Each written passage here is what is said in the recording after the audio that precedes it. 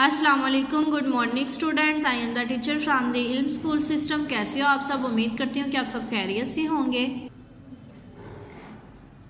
सफ़ा नंबर 10 और आज हम पढ़ेंगे जानवरों के नाम। क्या पढ़ेंगे आज हम? जानवरों के नाम। चलिए मैं आपको पढ़कर सुनाती हूँ। घोड़ा, शेर, मोर, चूहा, बिल्ली। घोड़ा, शेर, मोर, चूहा, बिल्ली। आइए स्टूडेंट मेरे साथ मिलकर पढ़ें। घोड़ा, शेर, मोर, चूहा, बिल्ली। फिर मेरे साथ मिलकर पढ़िए।